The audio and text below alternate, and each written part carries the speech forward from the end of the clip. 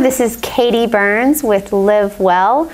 I'm a licensed mental health therapist, and I really enjoy promoting my friends and all of the wonderful things that they're doing here for the community. And I brought on my friend Debbie Collier today with Three Hills Farm because she has inspired me with her drive and passion for excellence with these products that she's been bringing to the Pikeville Farmers Market. So some of you may have seen that there. If you do, go be sure and visit with her. We did an episode last year at her farm with the Cheviot sheep, and they sell some of their meat to Hummingbird Pastoria. That's it, up on Signal Mountain. And she's now come out with these products, which we're going to talk more about. And we're also going to talk today a little bit about how you got into this and the importance of following some of your passions and creating products that matter. Let's do it. And are helpful. Okay, so to begin, I've asked her to bring a selection of my favorite things. So I've used this stuff. I love it and highly recommend it. But I guess, first of all, what really started catching people's eye was the wool balls. The dryer wool balls. Yes. That's right.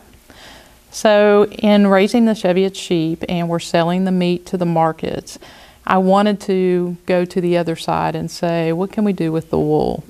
We've raised sheep for over 30 years. And during the sheep shows, you're really concentrated on the conformation of that sheep. You know, did we wash it? Did we brush it? Did we do this? Did we do that? And so your whole time is spent maybe on that side. As the kids got older and we kind of came out of the showing business, but we still go to the shows for buying purposes, I started wandering over toward the vendor side and, you know, started seeing these dryer wool balls, did my research on them. And I came back and I said, I really think this is something. I bought some. I started using them. I started seeing the benefits at my own house. And so from that point on, then we started saying, let's try it. So that's how it came about in Bledsoe, and we've done excellent. I think there's been over 1,000 sold. Wow. Yeah, it's I have repeat customers every week. They come and I tell them about them, and I get the same every week. Everybody's like, I just don't think that's happening, and they take them home, and I usually see them the next week and saying, I need some more. I want some more. Yeah, so they're awesome. One of the things that it really helps when you're looking at trying to live a healthy lifestyle, which is something that we try to focus on, is the toxicity of dryer sheets. And that's just something everybody needs to do their research on. Yours may not have as much as this person's. Depending on what brand you buy. Yeah, that's totally what's in the, but everybody likes their stuff to smell good. So you have to understand. Especially farmer wives. Yeah, the more it's smelling, then there's a lot more fragrance and stuff put in it. So the alternative to that is these dryer balls, and you can put essential oils on them if you would like to. And for us, it was a way to tie our essential oil business in with the farm and in with the sheep. So it all kind of combined together, and it's done really well. And getting a natural fragrance. Natural fragrance. And it does last quite a bit of time. It does. Me, what was happening, because my husband's clothes would be very staticky, and so he would say, please put in more dryer sheets, and I was throwing in 5 to 6, and that's going to really eat into the pocketbook of that. And this, all of a sudden, I put this in the dryer, oh, my static problem is gone. And then I tried putting some oil on it. I'm like, oh, this is so neat. But they have lasted. I think that it dries more efficiently. You know how you put in sheets well, wool in is your dryer right. and they get all crumpled and intertwined. Somehow this helps the flow. It does, because it's a natural agitation basically against your clothes. Wool's a natural wicking. So, you know, a lot of people wear wool socks to keep their feet dry, that wicking, so you got the same dynamics going on in your dryer. The wool balls start wicking the wetness away from your clothes, and because they're going kind of all over the dryer, they automatically start taking what's usually slammed against the dryer drum, and it starts kind of pulling everything apart a little bit faster. So it's, all in all, it's an amazing, I mean, it's simple. That's what I've told people, you know, we'd have thrown sheep in the dryer a long time ago had we known this. It's great. For static, if you do still have static, if you're using this, I've talked to one lady, she said wrap one of the balls actually in aluminum foil, or, you know, put a safety pin on it. Another recommendation is actually just spray water on the wool ball itself. And that'll cut down on your static. Static usually occurs during overheating, or like more so in the winter you see that. So the dryer balls you were talking about, how long they last. Over 5 years. Yeah, mine are 2 to 5 years. I do laundry all the time. Right. And you can actually, you know, if they get dirty or whatever, you throw them in the washer. I mean, and just put them back in the dryer. That's how they turned into this. That was the process of turning them into dryer balls, was a very hot wash, and then you shock them. You know, you do a cold wash, hot dryer, or whatever, but you do the heat to the cold. That's the shocking of the wool. So the wool actually just gets tighter. So and then you do an exterior wrap. You just keep wrapping until you get to the size that you like. Some, you know, this is what Cheviot wool looks like. This is called roving. So this has been to the mill. These have natural color dyes in them. This has been carded. And so for this, what I use this for is actually for the felted soaps. When you're doing the wool balls, the most of it is like in, like it's already been spun, and so you're wrapping it tight and hard. If you were to cut one of these open, it would just be like solid wool the whole way through. That's neat. It is. It's a great product. I love them. I have people that really like them, and they come back, and they're being really neat for those Christmas presents and birthday presents and wedding presents. I'm giving them out as baby gifts. For the people that you have no idea. No idea. I guarantee you they're doing laundry. And to me, anything that I can do to be more efficient with my time. That's exactly for things right. to go well, you know, quick, speed up the process. That means it's going to dry more efficiently and smell better. Already I'm feeling more joy. Yeah, well, I have one lady that bought the 6, and what she said about it was that she has 2 toddlers. So when she takes it out of the dryer, their job is to find the ball. So it becomes a game, and by the time they get all the 6 balls back together, she's got her clothes folded. And so well, the reason that I needed more is Helen stole one of my balls and I can't find it. Yeah, they recommend at least 3 if you do medium to large, but 6 for extra large. I do 6 because of Carhartt and the heavy material that most of the farmers wear. It's a lot harder to fold. So that was what I noticed. One of the first things I noticed was, my goodness, the Carhartt jeans actually fold. And, you know, usually you are, you know, having an argument with them on a regular basis just to try to get them in a drawer. But it's been awesome. That's great. Okay, and we have some soap. So once this started going really well, I thought, well, there's got to be other things out there. So this is what is called felted soap. And I looked this up and started researching this. And the felted soap is basically actually just a bar of soap that is wrapped several times with wool, dipped down in hot water. You just keep wrapping it, you create the friction. So what it does is, it's like, you know, actually a bar of soap in a washcloth. So it actually, when you're washing, when you're using it, it actually starts exfoliating your skin. It does not itch. I think that was one of the major things that a lot of people were like, automatically think wool itches. Yeah, this does not itch. It goes on really nice, and then when it's done, it kind of makes your soap, I don't know if you've noticed, it makes your soap last longer. Yes. Yeah, you don't use as much because the suds get into this. Wool is actually hypoallergenic, it's antimicrobial, it's antibacterial. So yeah, because that's what people think is, well, you're not washing your washcloth. Right. Right, and when you have loofahs and stuff, sometimes those set up molds or mildews or something. Again, sheep's wool, you know, that's what I told somebody. Think about it. Sheep get wet all the time. You never see one, with mold and mildew on it walking through the field. That's all you're using is just straight up their wool. You wrap it and you use it when it's done.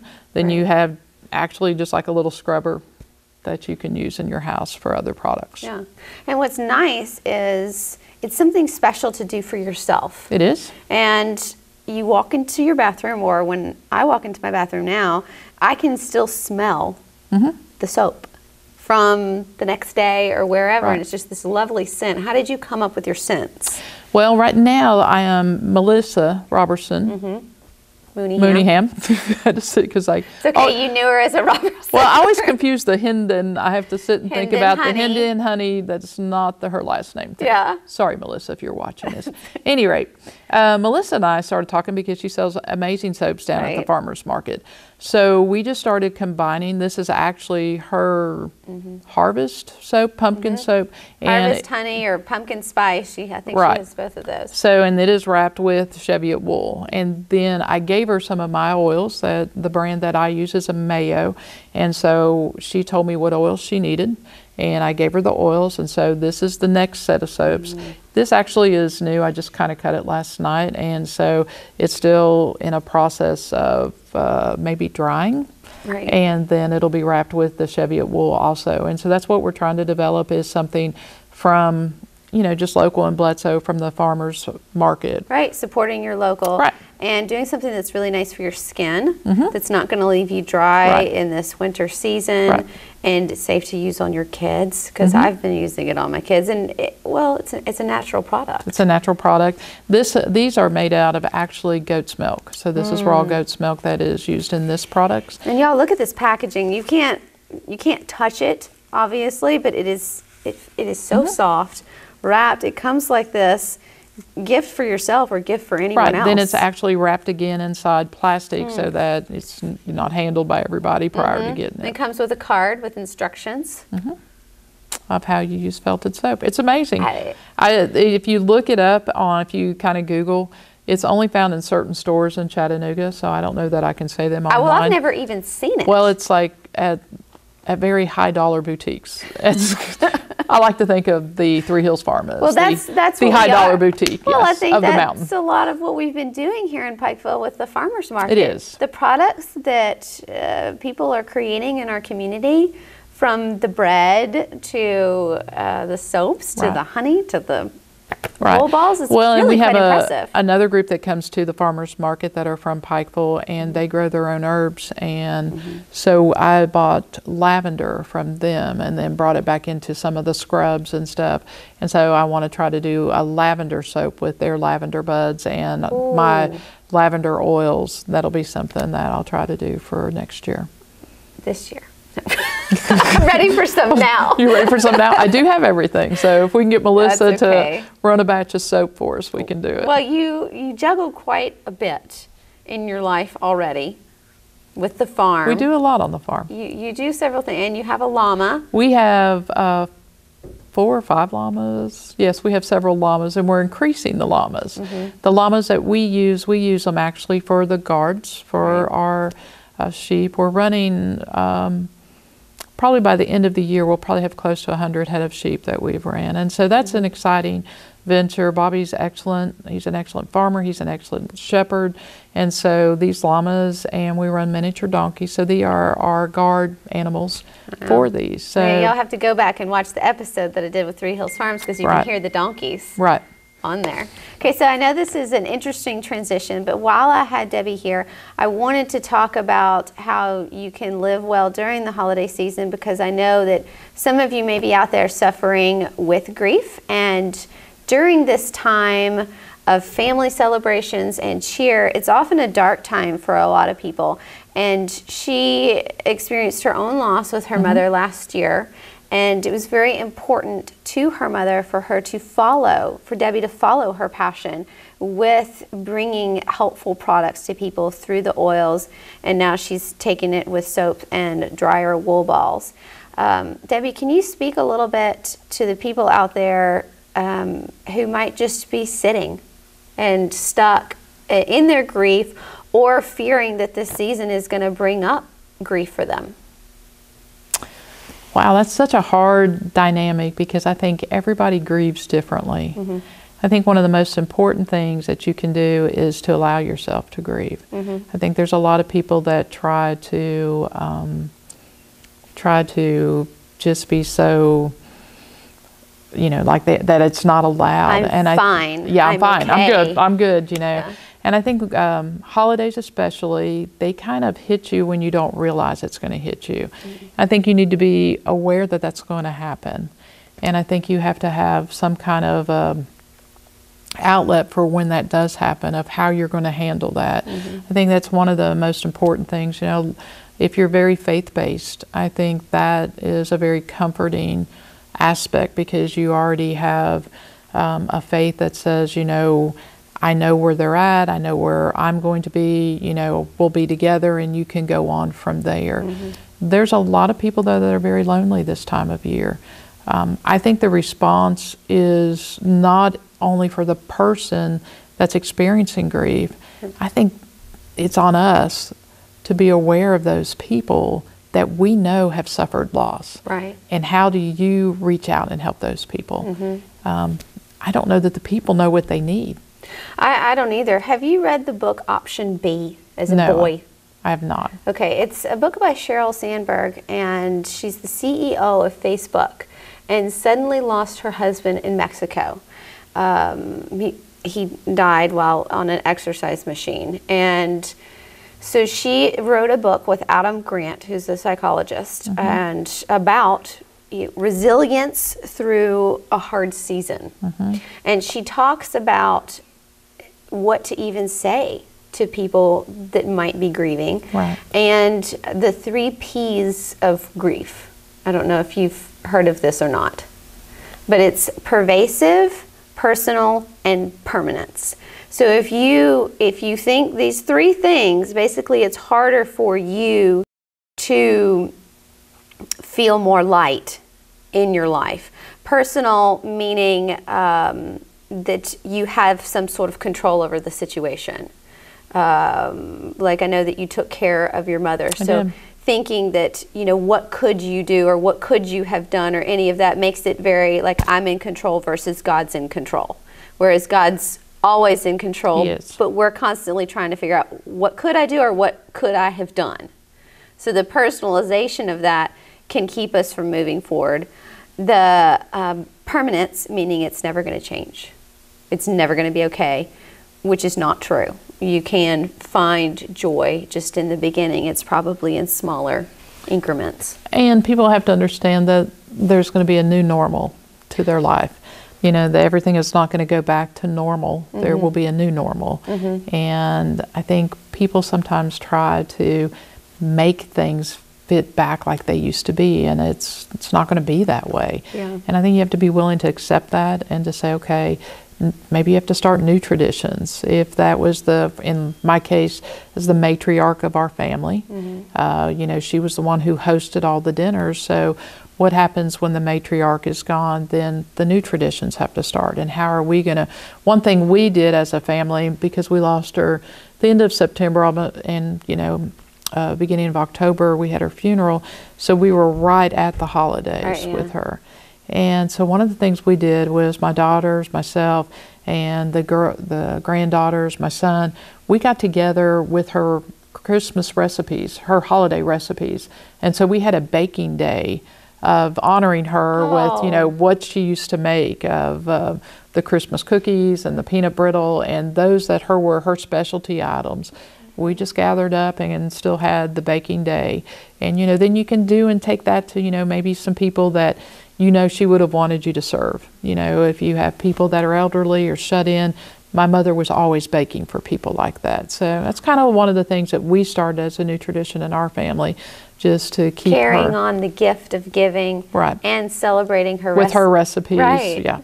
That's I love that. Yeah. So I think there's some things that you have to do to keep her memory alive, mm-hmm. but at the same time, it has to be something that's going to make you feel good about it. And just, again, like I said, accept the fact that you're going to walk into department stores, you're going to walk in places, and you're going to have to turn around and walk right back out. Because you're just struck with it. You're just hit. Something hits. It's a wall. Yeah, it talks about, you know, how there's a wound and it can heal, but it can also reopen. It does. Because it's a loss, and even though we know mentally they are not suffering. Right. But they're still not here. But they're not here. Yeah. And that's painful, and, you know, thinking about how we can celebrate them and celebrate the memory in a joyful way and not in a sad way. So I think that's very good, special tradition. It is. Well, it was neat. It was just really neat, you know, like I said. And we have the recipes, we did pictures of it, and they're all in her handwriting. And there's, you know, stains on them and everything else. And Those you're like, are the good recipes. yeah, what does this even say? I can't read it, you know. And but we just laughed because we knew, you know, we could still hear her, you know, she was very big on the peanut brittle and had to thread a certain way. And we all got scolded several times on the peanut brittle threading. But so we could all hear her still scolding us, you know, while we were trying to make this peanut brittle. But it was a great time. And I think it was a good, not just for myself, it was good. My children were very close to her too. So I think it was a very good thing for them. So I think that's, you know, maybe look for something that was really special that person did, and still try to carry on the tradition. Just do it your own way. Add your own flair to it. Yeah.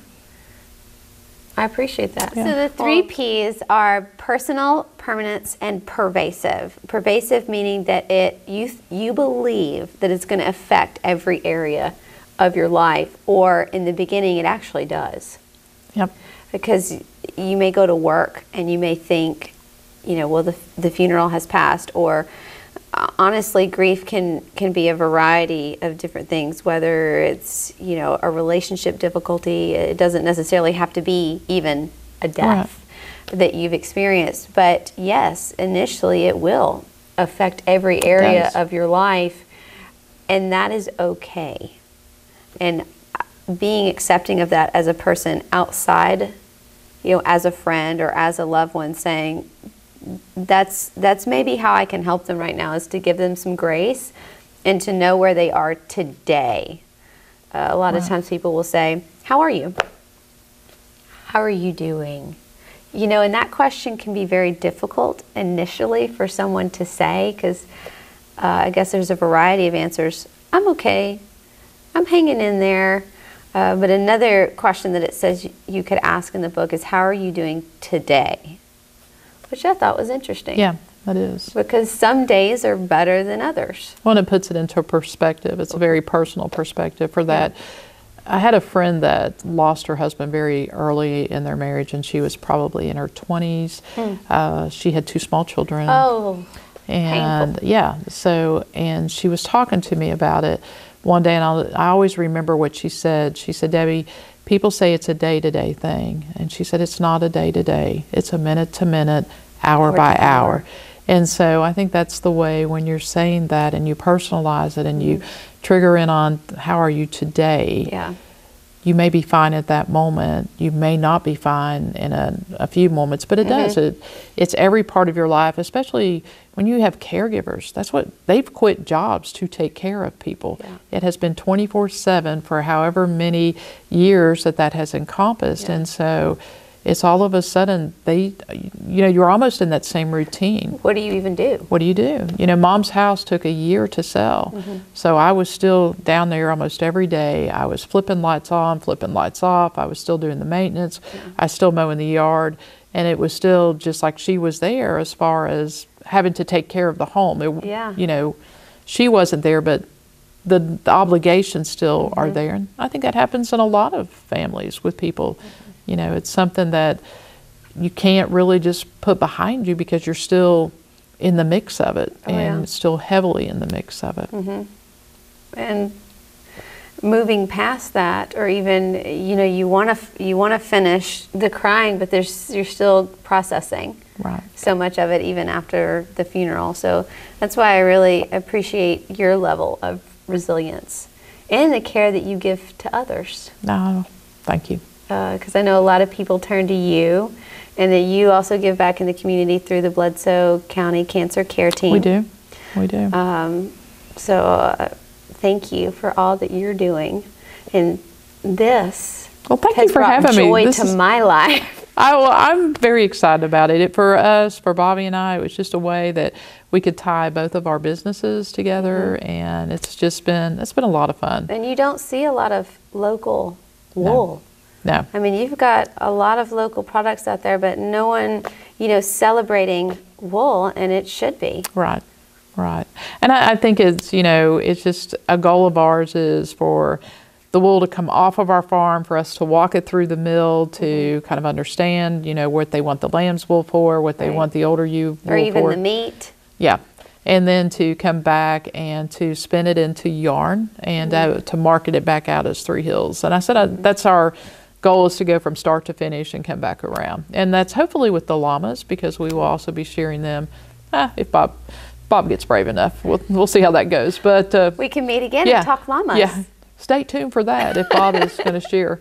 But that's going to be our goal for next year, is to shear the llamas. And we've had baby llamas born this year, so it's pretty exciting on the farm. Wonderful. Well, y'all go find Three Hills Farm on Facebook. Right. Like their page. They also have a website. You do. You can find my page, Live Well, on Facebook also. So I hope you guys in this season and today and wherever you are, you'll take time to live well.